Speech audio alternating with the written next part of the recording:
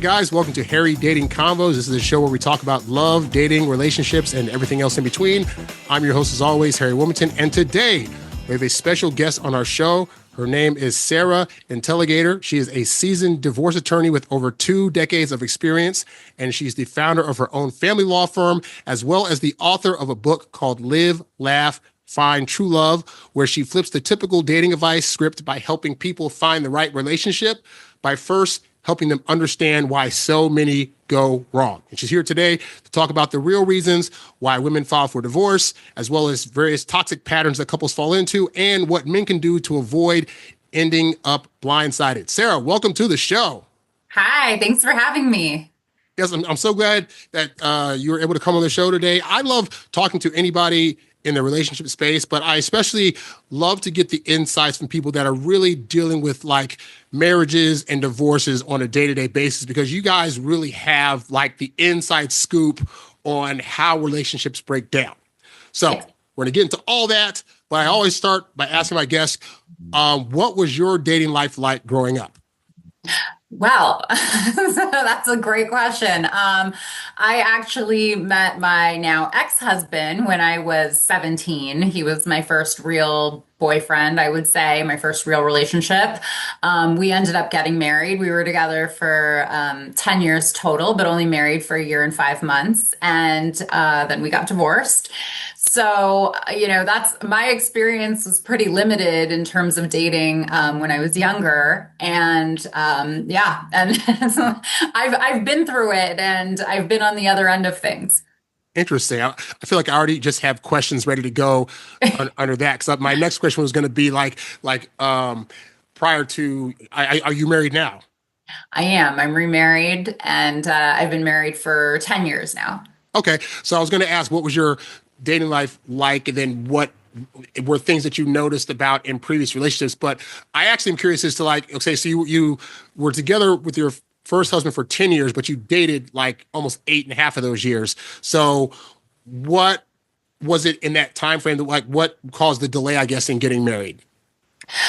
Well, really, it was just that I was really young and he was really young, and we were both in school, and it just wasn't feasible or realistic at that point. There was no rush. I don't think that, being 20, 21, 22, I really had any interest in getting married. During the course of that marriage, because you're a divorce attorney now, were you in law school at the time to become a divorce attorney? Yes, I was in law school. I didn't know I was going to be a divorce attorney while I was in law school, but when I got out, I took the bar exam, and then I started practicing family law, and that's when I became a divorce attorney. And so, yes, we were still married at that time. Okay, so I guess I'll ask, what things popped up for you during the course of the time you all were together, whether it was during the relationship phase or during the marriage phase, that maybe caused you to start second guessing about if you wanted to stay in that marriage? It happened several times, I would say. So, I was so young, and I had never really been in a really serious relationship. I wanted to experience dating. I felt like I'm too young to be in a serious relationship. And so early on in the relationship, when I was starting college, I tried to end it, and he wouldn't let me. And I don't mean that in a domineering sort of way. He's really, truly a lovely person. But, he was like, I'm not going to let her go. And he would shower me with flowers and try to convince me that, no, we need to be together. So I was afraid. Obviously, I was young. I felt like, okay, I might never meet anybody again or somebody like this, which I had no frame of reference because I had no experience. So I would never meet anyone else like that ever again. And so I stayed, and I felt like I didn't necessarily feel deprived, but I felt like, there was a lot that I wanted to experience, and I was maybe kind of suppressing it. And then as the relationship kind of progressed, and as we got closer to being married and we were engaged, and then finally when we did get married, I kind of felt him pulling away. And every time it would happen, I would bring it up. We would have a conversation. We seemed to resolve it. And then it would just happen again several months later. So when you say pull away, like what kind of things was he either pulling away from doing, whether it was like spending time with you or like things he used to do? Like what kind of actions was he doing that was pulling away? There wasn't anything specific. I just felt like he wasn't like almost like attracted to me or interested in me. He just seemed more distant. And, and I didn't really understand why, because there wasn't really anything wrong. Like we were best friends. We were, as my dad described us, like two peas in a pod. And it just didn't really make sense. But I was, again, so young and naive, and I didn't really get it. And then it happened finally for what I said was, okay, this is the last time this is happening. Like, I'm not going to keep this pattern going.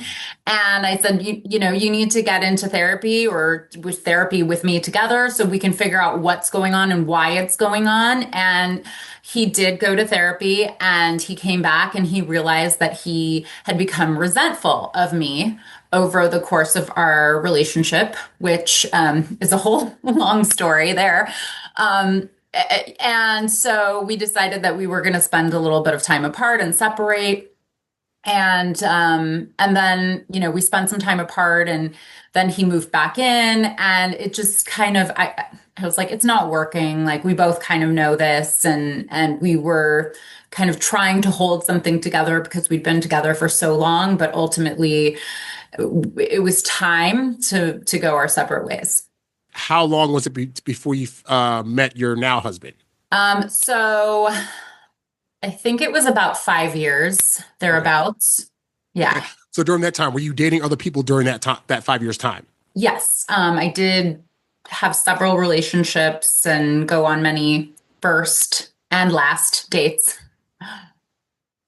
Okay. I am curious about that. So, what were some of the things guys were doing on these first dates that made you say you're definitely not getting a second date? There was one in particular that I can remember. I was on a date with this guy, and I think it was our second date, actually. It was one of the few who made it to the second round. I was just like, next, and there was at the bar where we were at, there was a man who I knew. Like, he worked at a grocery store that I had gone to for my entire life, and I knew him, and he was always super friendly and warm when I would see him at the grocery store. And then I saw him at this bar, and it was like a very different picture. He was very dark. Like, he was definitely doing drugs.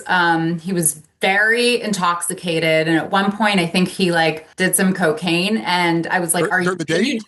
No, Okay. no, that's another date that I went on. That's another story. But he was very intoxicated, and I said, "Are you sure you're okay to drive?" And he said he showed this little baggie of cocaine or something. He goes, "The great equalizer." And I was like, I don't know if you should be driving, man. And my date was kind of making fun of him, but I could see that there was something going on that was like a really deeply sad human thing.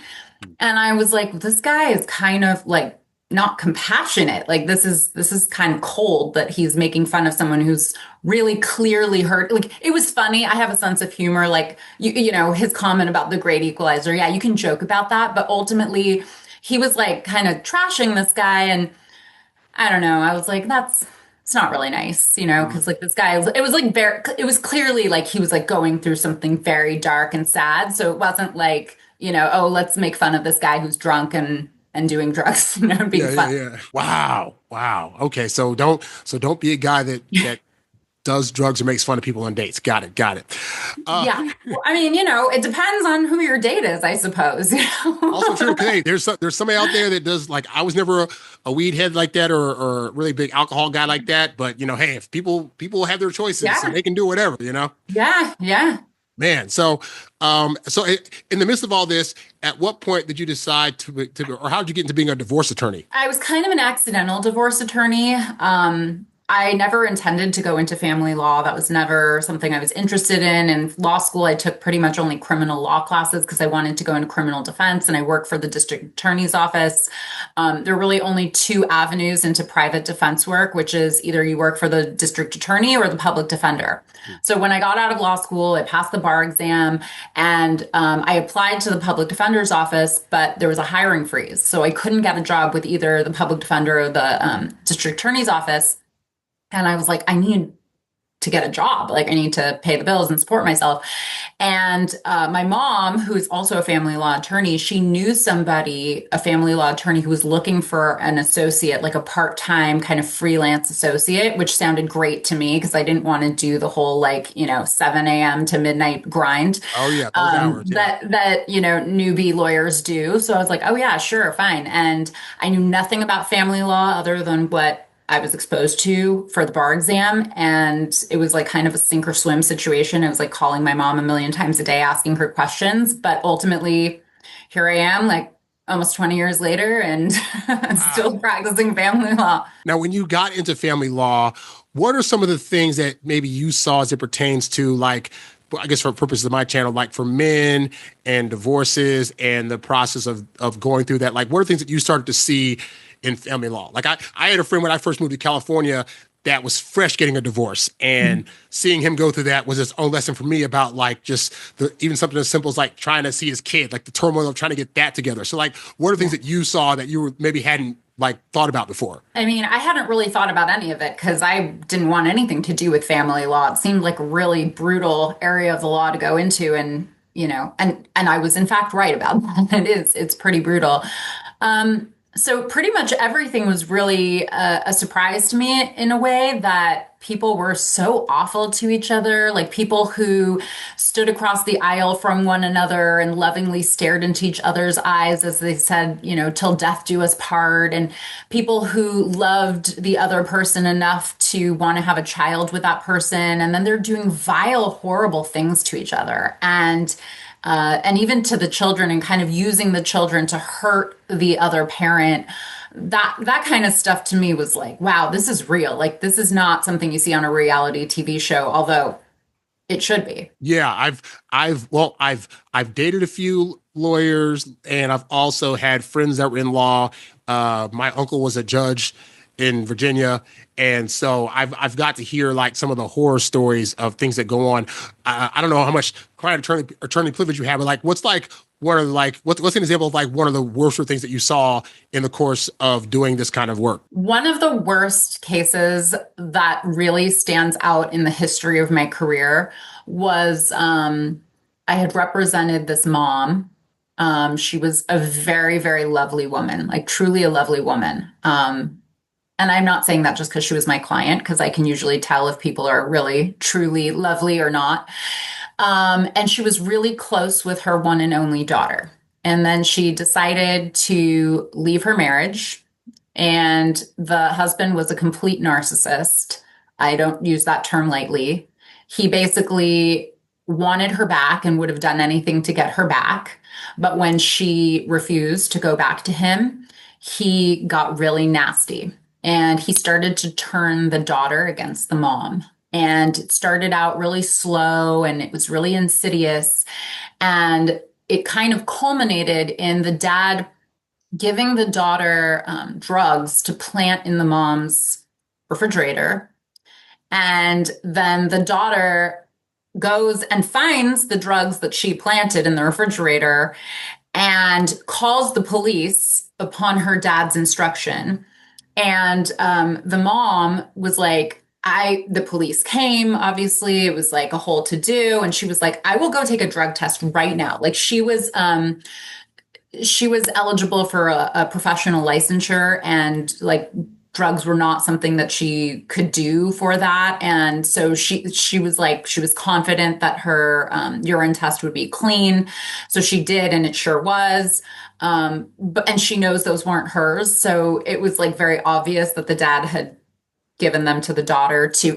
And eventually the daughter wanted nothing to do with the mom. And that was really heartbreaking. And then I left the case at a certain point. So I don't really know kind of what happened after things got better. I got some orders for her that were very good, and we did a child custody evaluation, and the evaluator totally saw through the dad and like sided with the mom. So that was really good, but ultimately the damage was done. And it's so tragic because this child was not only being like, the dad was saying, I love you more than your mom doesn't love you. And like, there was this whole thing, but like, really, if he loved her, he wouldn't be interfering with her very close relationship with her mother and trying to tear her away, because that can cause some really serious psychological and emotional problems down the road. So, I mean, that was like one of the most tragic things I had Yeah, seen. and it's So so I've sad seen a because like lot. kids are so impressionable too, and it's like they're especially if they have a side for more maybe one parent over the other one. It's like they're willing to listen, and they make the parents make the reasoning sound logical enough to where it's like, oh, of course this other parent's the bad guy, or of course, like I've seen plenty of cases, or I've heard people like one side will keep the kid and then the other side wants to see the kid, but then the other side that has the kid will make up excuses as to why they can't come see the kid, and then they'll tell the kid your other parent just doesn't want to see you, and you're like, Yeah. how Yeah. the freak, like. Yeah, and it's like it's crazy because like then a kid grows up thinking my mom or my dad doesn't love me, which in turn makes that child feel unlovable, which in turn, when they go out to seek a romantic relationship later in life, feel that they're not deserving of love, and then they seek someone who doesn't love them in the right way or doesn't love them at all, and that like then they end up in this horrible vicious cycle in relationships, or they like are filled with self-loathing and even suicidal thoughts, and it's just all because I'm so bad, I'm so terrible, I'm unlovable, right? So it affects the self-esteem, and it just impacts every aspect of this kid's life, and the parents are just too selfish. They're just Yeah. trying to hurt the other parent and not recognizing that they're really actually, I mean, yes, they might be hurting the other parent, but they're really, really damaging their child. And it was interesting. Now, this is an example of things that happened at the end of a relationship. Like you obviously get to see the ins and outs of like a relationship went bad, and this is all the stuff that happens because it's bad. And yet at the same time, just from my own experience, I know that whenever I've gone through a breakup, whether I broke up with them or vice versa, if I'm honest with myself and I look back at like the early days of us dating, I can usually pinpoint something a person said or did or didn't do that was pretty early on an indicator this isn't going to be a thing. And Yeah. I just was so enamored. I was like, I'll make it work, or it's not a thing, or it's no big deal. So what are examples of things like that as a divorce attorney, either maybe your clients have said, you know what, if I look back on like this or that, I should have known, or this is not, like, what are some of those things that people maybe miss out on? One of the things, and I think it's the biggest thing, and it's kind of one of the first things I even talk about in my book, is not sharing fundamental values. So when I talk about fundamental values, I don't mean like, oh, we both love yoga. I mean like uh, fundamental values are things that are so important to you that they are so ingrained in every fiber of your being. They kind of define who you are. And they sort of were things that were important to you as a teenager and in your 20s and in your 30s and maybe your 40s and 50s. Like there are things that are going to always be important to you. Like maybe if you were raised Catholic and you are really a devoted Catholic, then that's a fundamental value to you. And if you're dating somebody who's maybe not a devout Catholic or somebody who's not Catholic at all, then that might be some sort of like dissonance in the relationship because you're not going to seek to navigate life in a similar way. So one of the things I talk about in the book is conducting the job interview. And that is when you're dating, when you're, part of the courtship process is asking questions to figure out whether you and your partner do share those fundamental values. So you can move forward with the relationship and know that you are going to kind of navigate life in a similar way or want to, lead your lives in similar ways. So, I think that people overlook this. They either think, oh, we have so much in common because the things are sort of superficial, or they're so infatuated that they overlook that there are these really disparate value systems and belief systems. So I think that's a huge kind of like overarching theme. But then there are also things like, family, like, you don't get along with someone's family and their family is a really important part of their life. That could put a really big strain on a relationship. Or, someone says, let's say both people live in Los Angeles at the time and they meet in Los Angeles and one person isn't from Los Angeles, but is just living here for a job, but talks about all the time how much they hate Los Angeles. But the other person wants to live in Los Angeles. That person's family is in Los Angeles. Like they want to stay there. They want to be there their whole lives. They don't want to leave because they're very close to their family, their friends, their job. Everything is there, right? And so this person comes in and says, "Oh, well, I hate LA. I'm just here for work. I can't wait to move back to New York." And the other person who lives in LA is like, overlooks that completely, right? Oh, we'll just deal with that later. No, don't deal with that later. Don't get invested in this relationship in the first place, because now you're going to get so emotionally invested, you're not going to want to end the relationship. But ultimately, no matter how great the person is, if it's really important to you that you live in LA and you're close to your family, proximity wise, then someone who is adamant about living in New York is not the right person for you. End of story. And but to your point, people think that, they can either, it won't be a big deal, or they can eventually negotiate down the line. If the person really loves them, they'll be willing to renegotiate later. Yes. In your opinion, is that why is that a failing tactic? There's this famous Maya Angelou quote, and I'm going to butcher it. I'm paraphrasing essentially, but like when people tell you something, listen to what they're saying. Yeah.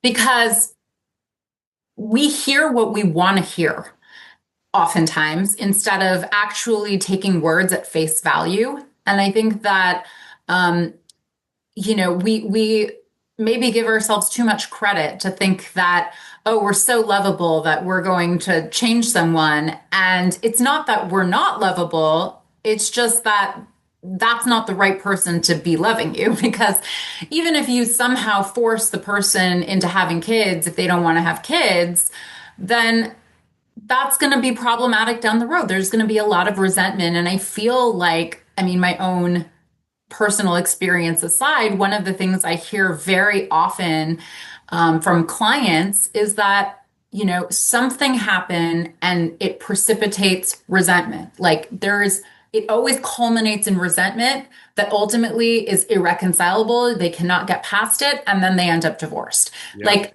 the resentment is such a huge emotion that I feel like brings relationships to an impasse.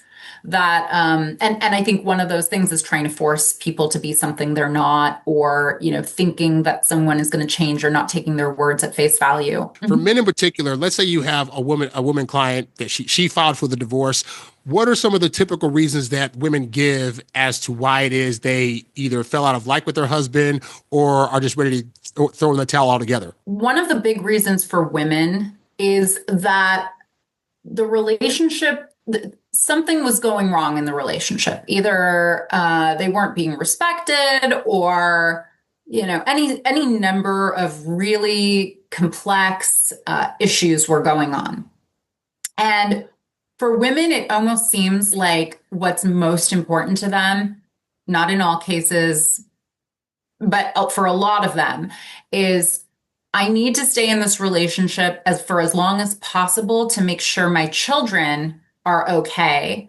I don't want my children shuffling back and forth between two homes. I don't want to see my children only 50% of the time. And so I'm going to put up with this and stay in this for as long as possible, just to deal with it. But I think, a big thing for women is, part of what gets them to that point where they ultimately say, well, I don't care. So be it. I'll see my children 50% of the time. I can't handle this anymore. Infidelity is a big one. I think. Does that happen a lot? Yeah. And in my practice, I don't know statistically, but I see infidelity happen more with where men are unfaithful than women. That's not to say I haven't seen women being unfaithful. I have, but there's at least in my practice, I see a higher percentage of men being unfaithful. I think financial control is another thing that I see a lot, where the men are kind of in charge of everything and the women don't really know what's going on. And their role, which is very clearly defined, is you're going to be the mom, you're going to stay at home, you're going to take care of the kids. Mm-hmm. And then women give up their careers and they stay home. And then the kids get older and they can't get back into the workforce because they've been out of the workforce for so long. And the husband almost like doesn't respect them in a weird way. And they feel like, well, but wasn't there I mean, like I raised our children, I took care of the household, like that's a big job. And so they feel almost like that is so marginalized. Hmm. And it kind of is like it feels dismissive. So I think for women it's so deeply emotional. That's so interesting because I have to say, on the side of things that I do over here, I read and study a lot of stuff, and there's always this thought that like women want men who are supposed to be the breadwinners and make all the money and make all the decisions, and Mhm. so any kind of advice of like, but a woman should still do her own thing or whatever, it's taken as you're not letting the guy be the man and be in control of this and that. But Yeah. we don't see the other end of like what happens when that plays out, and but it's not in her favor when it's like the guy is Yeah. taking all the lead and all this other stuff. And then it's like something happens and it's like, okay, we're going to get divorced. Well, good luck. You're on your own with the kids. And by the way, I'm giving you no money and I'm closing all your Yeah. accounts and whatever. Like, Yeah.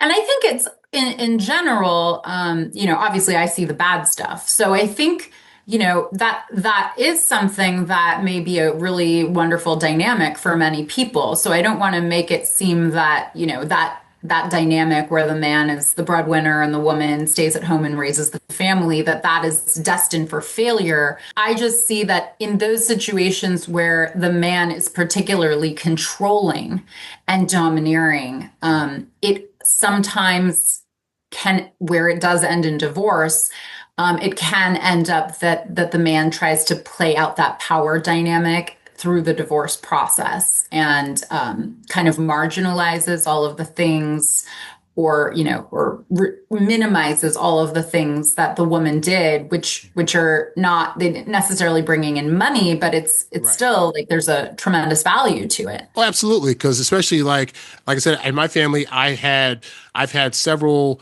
uncles that were in like high powered jobs and whatnot, and the wives were, even if they had like a side business, they were mostly at home looking after the kids. But those roles were appreciated because not having to split his time, also doing a bulk of the family stuff, allowed him to go out there and support and do what he had to do to make sure that everybody else was like taken care of.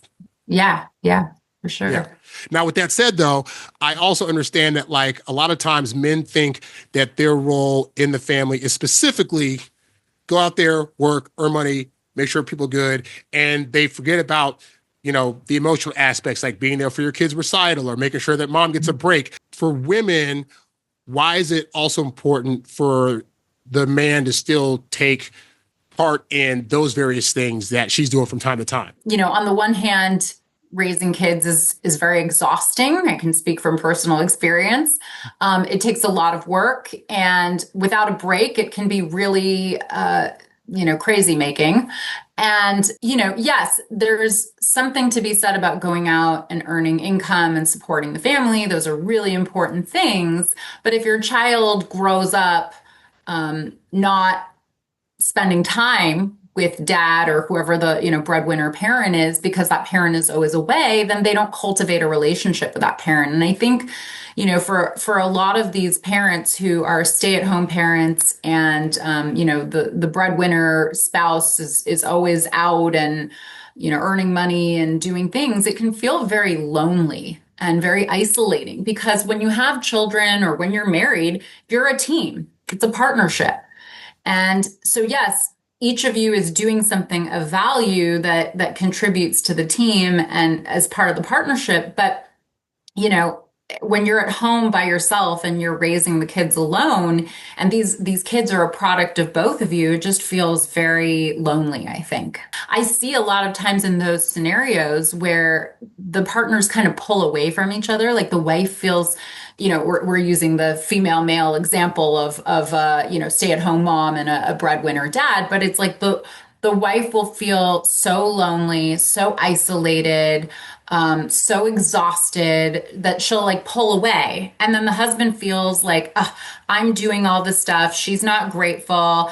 Why is she pulling away? Is she not attracted to me?" So then he's going to pull away. And then she's going to feel him pulling away and she's going to feel like, "Oh, he's not attracted to me anymore." Yeah. And it becomes a self-perpetuating thing. And the next thing you know, the husband's out somewhere, not like intentionally cruising to, find another woman, but he's talking to another woman somewhere and she laughs at a joke that he tells.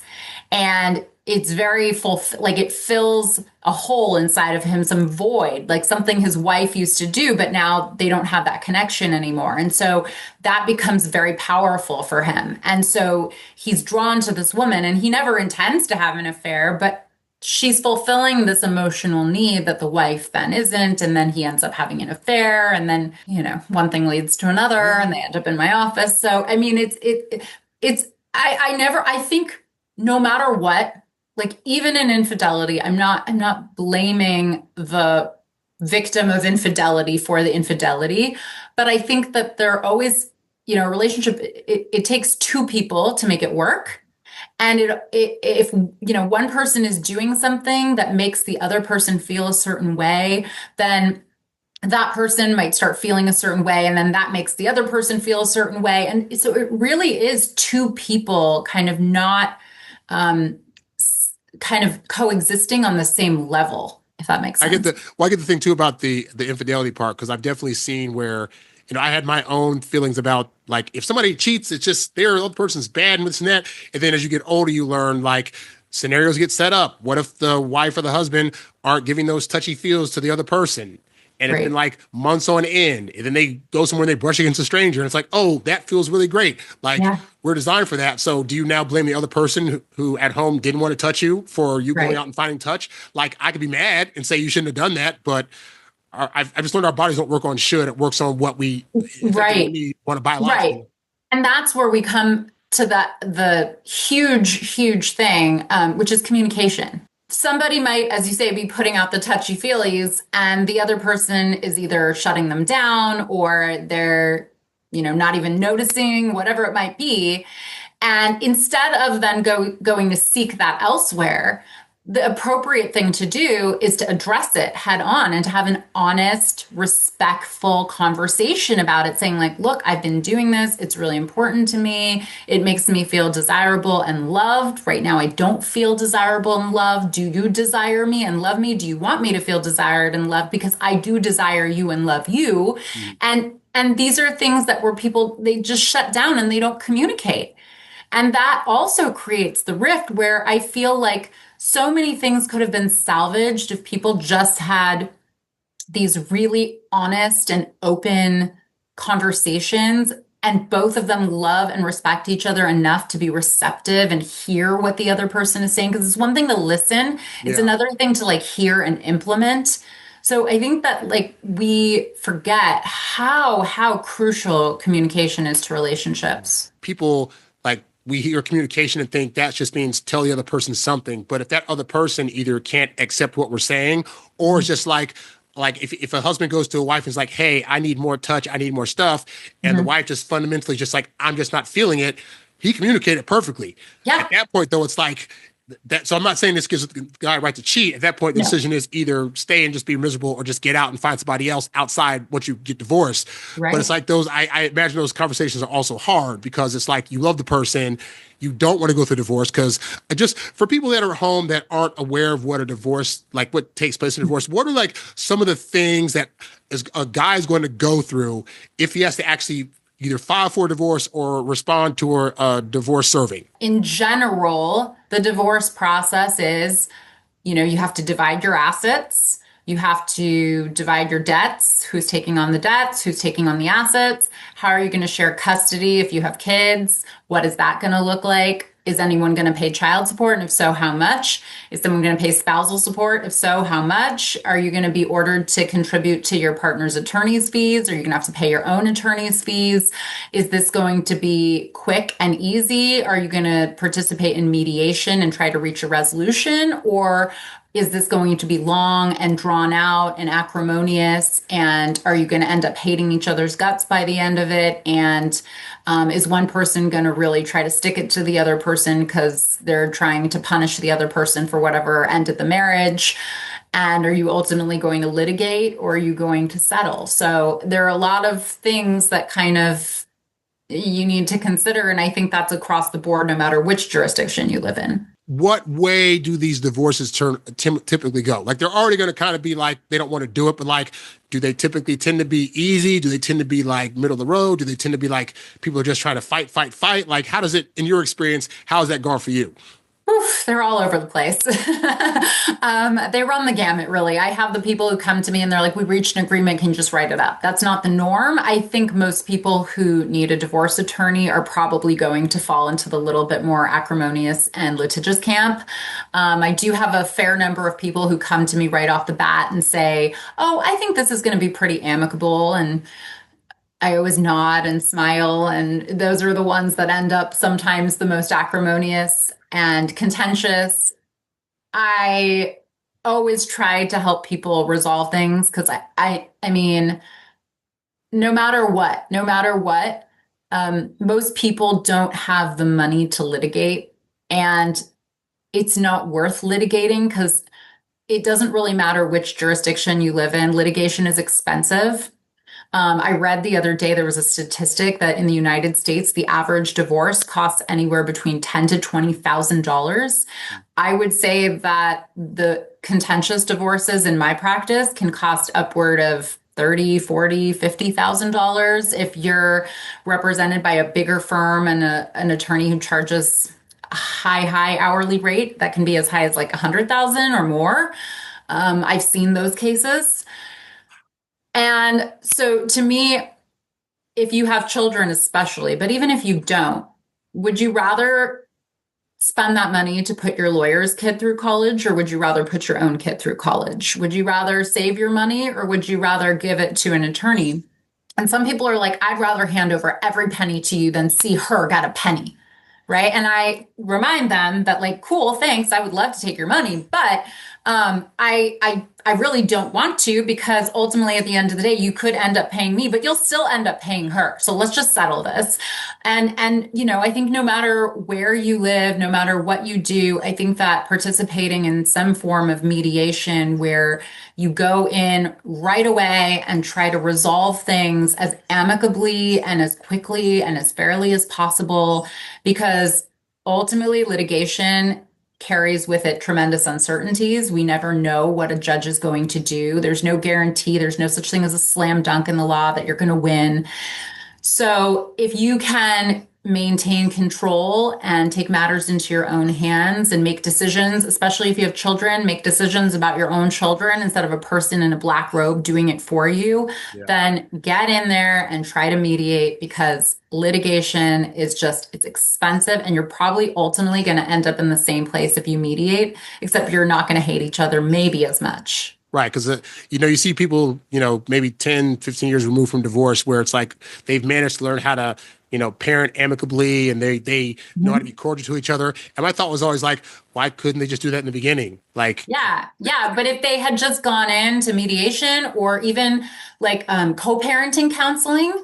So, I mean, I love that idea, because I think that where people have two, and we're going a little off topic here, but like if you have two children and you're trying to co-parent them and you hate each other and you're trying to make decisions together, or the court ordered you to make decisions together, and you have these children, they're going to be your children for the rest of your lives, and maybe eventually you'll have grandchildren together, right? Isn't it better when you're going to have to see each other at birthday parties and graduations and all this kind of stuff, that you aren't like cringing at the thought of seeing the other person, that you can just be like, hey, it didn't work out between us, but look at this, we made 2 beautiful children or 3 beautiful children. Now we have grandchildren. Isn't this amazing? And, you know, you can just be friendly and like mature adults. And, you know, it's easier said than done, because there's a lot of obviously emotion that goes into a relationship, and then all the things that lead to the end of a relationship. True. I'm just curious, did going through your own divorce like inform you in any way on how you were going to be a divorce attorney? It did.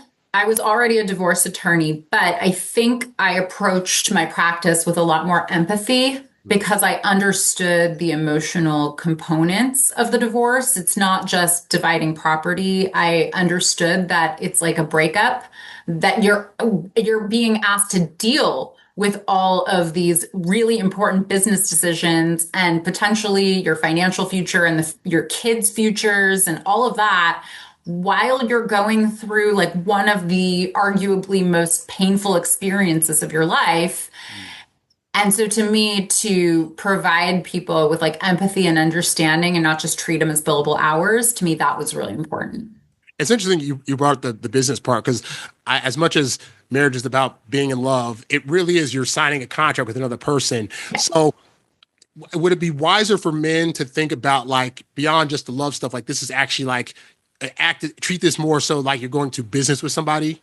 Yeah. And that's what I talked about earlier about the job interview. It is the most important decision you will ever make in your life, who you choose as your life partner, because that person is going to either make you the best version of who you are or the worst version of who you are.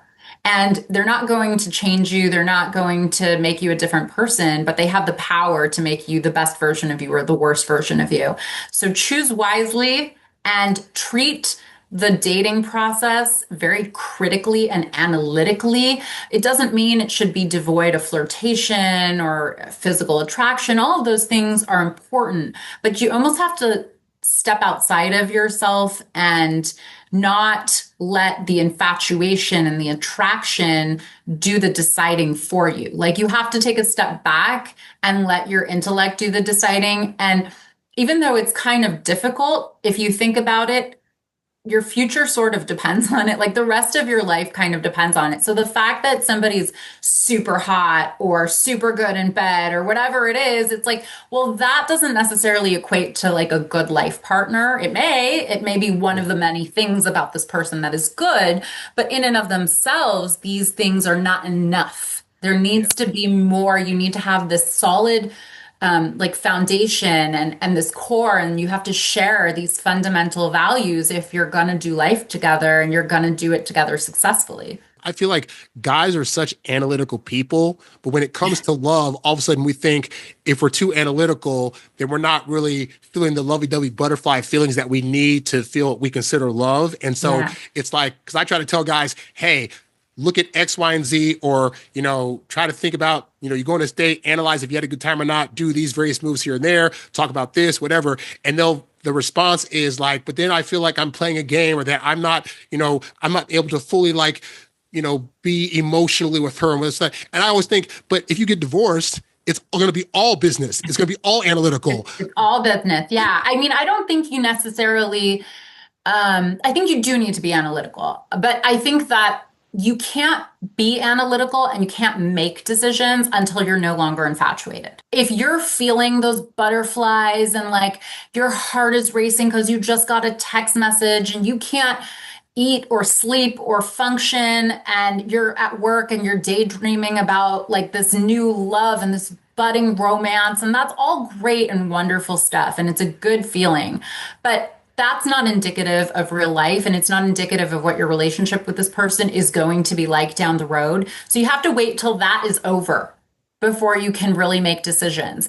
And even if you're in that phase, you can still be asking pointed questions. Like, going back to my example earlier about the person who's a devout Catholic, if you're looking for somebody who is going to be also a devout Catholic because you want to raise your kids that way, you want to go to church every Sunday, this is your faith is really important to you, then your questions need to be like, hey, like, what do you usually do on the weekends?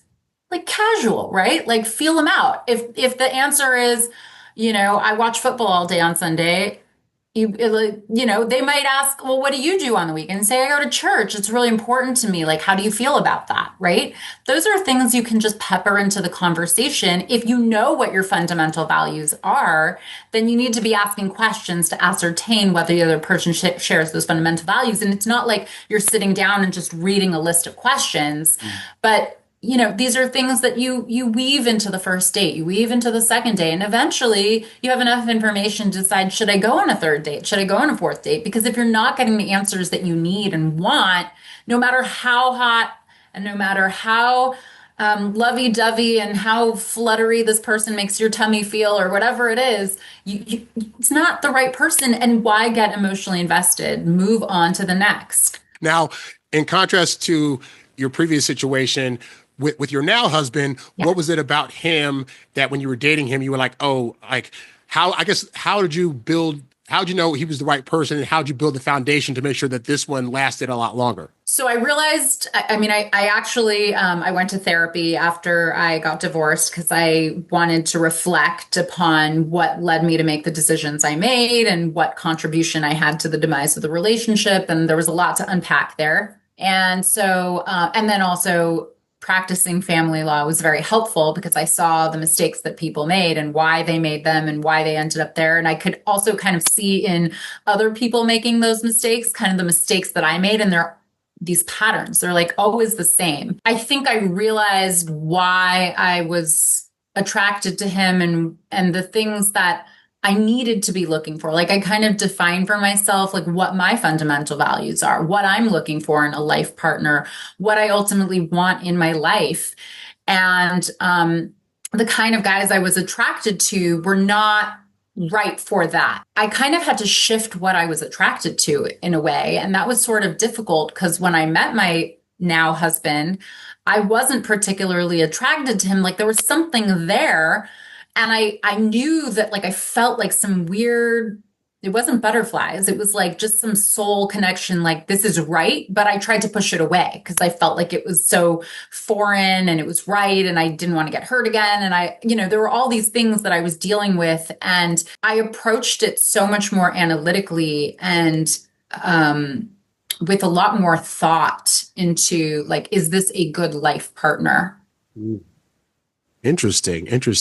Yeah, because like I like the fact that you said that you kind of went against type, because I think a lot of people get stuck in the idea of like these things are so important to me, and it's like, but they're not really important for a relationship to last a long time. Like oh, they're this tall or this whatever, and it's like, but those things they're not going to make that person want to stay with you when you're sick or look after you if stuff's going haywire with finances. They're being there for you. Like that stuff's more important. Yeah, like just for example, like I'm a big kind of a film buff and a music. Me too. Like I'm like a punk rock music kind of person. Like so I started quoting The Big Lebowski, and he didn't know what I was quoting, and I was like, how can I even be with someone who doesn't know The Big Lebowski? Like, what?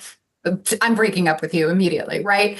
Well, 10 years later, he knows The Big Lebowski, so I'm pleased to report he knows it and loves it. But like that didn't make or break our relationship, right? Like the way that we choose to raise our children together because we share similar values and similar goals in life, and we live our lives in a very similar way, and we communicate super effectively and respectfully, and we view each other as a team, and we're supportive of one another, even if it means that one person is doing better and the other person is doing better. It doesn't really matter because it all is for the good of the team. Right. And we're honest with each other and open, and there are no games, like all of these things. That's what makes for a good relationship. Not that he didn't know The Big Lebowski. Although, wow, that was a tough one for me to get over, I'll tell you. You also mentioned earlier something about like you started to, as you were doing this job, you started to learn, or you saw some of the patterns other people were doing that you realized, or maybe patterns you did. Like, what were some of those patterns you saw that were like, oh, this is definitely what caused these relationships to drop? Okay, so that's like literally what my book is about. It's the 6 F words. Okay, yeah. And so those are like I call them the fail factors. They're like the F words that when those things are there or not there, the relationships fail. So the first one, fundamental values, we've talked about that pretty ad nauseum. So that one is one of them. Foundation is another. Like you have to have a solid foundation. And I break foundation down into 5 pillars, like the support beams that hold the relationship up, which are respect, communication, teamwork, honesty, and trust. So those are, we've kind of covered those too. Fairy tale is another one where people have this idealized notion of what a relationship should be, whether it's through social media or, movies, Disney movies that they watch growing up, whatever it is. Marriage is not a fairy tale. Life is not perfect. It's not picture perfect. There is no happily ever after.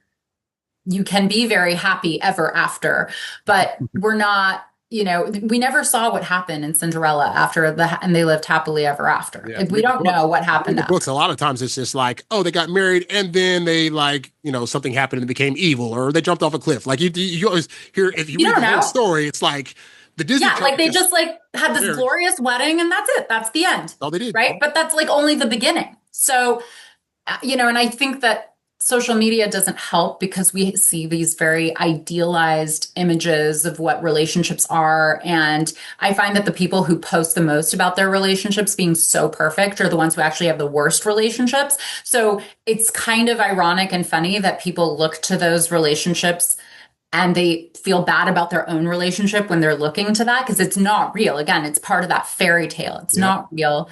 So we have to kind of disabuse ourselves of this notion that marriage, the wedding day, is the best day of your life. No, it isn't. No, it isn't. I'm sorry. Unpopular opinion. It is not. I hope not. I would hope the days beyond your wedding would be good. Right? Right? It's one freaking day. Like, come on.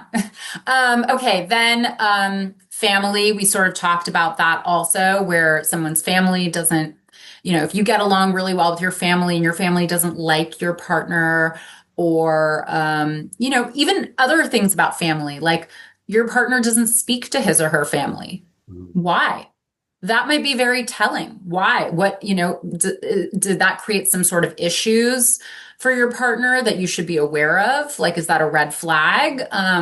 Or is it a healthy thing that your partner has decided to distance himself or herself from the family or whatever, right? So like really look to family as kind of a piece of the puzzle that you should be asking about. And then fixing, which we talked a little bit about also, but fixing is kind of like a 2-parter for me. So we don't fix other people. Yes. We go into the relationship and accept them as they are. People can grow if they choose to grow. But if you go into a relationship thinking you're going to fix your partner, you're not. People are on their best behavior in the beginning of a relationship. And then as they get comfortable, they're no longer on their best behavior. Why? As the relationship progresses and they no longer have any interest in being in their best behavior, why would they want to fix themselves for you at that point? Like in the beginning, maybe they could pretend, but like they're not going to want to do that. And if you keep trying to fix them, then as we talked about earlier, we meet our old friend resentment, and the relationship ends. So fixing also, though, means fixing yourself. Don't go into the relationship broken. We all come into relationships with our own issues. We are complex creatures. That's kind of what makes us beautiful and interesting. But if you expect your partner to be the thing that completes you or fixes some sort of trauma, or if you're attracted to your partner's trauma because it's similar to your trauma that you experienced and we're now bonding over our shared traumas. No, work on yourself first. Be comfortable with who you are, and then go into the relationship in a healthy way so that you can seek a healthy relationship. If you're going into it unhealthy, you're going to have an unhealthy relationship. Yeah, it's like it's very easy to point the finger, but it's like you got to do your own self-work to make sure you're not bringing your own level of toxicity or blindness into the situation. Yeah, absolutely. Your book in particular, it works backwards. I wrote a book kind of like that back in the day, where I wrote a book on what not to do with relationship to getting with women, and it's like usually all the things that guys think they need to do. But in terms of your book, what inspired you to take the reverse engineer approach of saying like, hey, this is this is how relationships fail, and then going back to using that information to help people find the right one? Well, it's the only point of view I have. I'm not a therapist. I'm not a relationship relationship coach. I'm a divorce attorney, and I see why relationships fail, and I see where they go wrong, and I see that very precise moment where people take the wrong turn. And I feel like I have the remote control where I can press the rewind button Mhm. and sort of change the ending because I have that insight. And these patterns are so redundant and so unmistakable that when I see them happen over and over and over, I'm like, guys, you don't need to do what these people do. You can do something different and you can learn from other people's mistakes and not repeat them for yourself so that you don't end up in my office because divorce sucks and it's expensive and it's emotionally really horrible. And, you don't want to put your children through it if you have children. So just, learn from other people's mistakes. I'm giving you this information. I've been through it. I don't want you to go through it. And that was the impetus for writing it. No, it's a good service. I always believe that like people that give the best advice are people that have actually been through stuff. Like I became a dating coach because I was so bad at dating and reading citizen stuff early on. But it also gave me time to like figure out, okay, but what are other guys doing wrong? And then how can I correct that in a way or maybe be better? So definitely the failure of relationships usually informs a lot better than just like, I had one relationship and it was perfect. Like you don't know anything. You know nothing. Yeah, yeah. And I feel like not all, but like for the most part, all relationship books tell you what to do. Most of them don't tell you what not to do. And I think that there's this kind of like voyeuristic sort of insight that we have into the failure of these relationships that kind of informs what we shouldn't do. For men that are currently in a long-term relationship or they've been in a marriage for a while, does your book offer any insights into like maybe how to tell that their wife is starting to emotionally check out or is maybe starting to like maybe have less attraction for things that he's doing or that he doesn't aware he's doing? Like, is there any insights for men about that? Yeah, there are definitely examples in the book. I think that, just to give a couple of examples to your listeners, women in general, after they have children, a lot of women, and I hear this a lot, they don't feel attractive. They don't like their bodies have changed. Their hormones are going crazy. They're tired. They are definitely they don't have any interest in being intimate. And men probably after having a baby are pretty tired too, because they're staying up at night and they're, maybe helping with feeds or whatever it is. So they're tired too. But if a woman is like breastfeeding, for instance, right, that she's doing more of the work. Her body went through all of that. The man's body didn't do all of that. He's not experiencing the same thing. So she might feel so unattractive and so tired that she doesn't want to be intimate with her husband. And he might take that as she now loves the baby more than me. I have been replaced. She wants nothing to do with me. And so then he's going to start to feel unloved. And then she's going to feel so unattractive. And as he pulls back, it's going to make her feel more unattractive. Like, oh God, why is he pulling away? Like I'm so hideous now that like, he doesn't want anything to do with me. And they're going to just and then babies and children take so much attention that it's just inevitable that you cannot give each other as much attention. Right. So, I think that a scenario like that is exactly where if you don't address it and you don't communicate about it and you don't deal with things, it can lead to the demise of a relationship and it can lead to resentment. It can lead to all these things. But so that's one thing. Like that's a very common scenario where somebody who's married, where like things start to get super real. It's not like you're, in the honeymoon phase anymore. Like even when you don't have children and you're married, it's like, wow, things are great because you don't really have too many responsibilities. But that's a huge one, I think. And it's where things go south. And, the average length of a relationship is about 8 years, or marriage rather. That's the average in the United States. And I think the average length of a marriage before people have a child is about 3 years. Then they have their second child, right? And so that 8-year mark is kind of really interesting to me, that that's the average length of a marriage before people get a divorce, because that's like on the heels of the second child, and then you try to make it work and you just can't.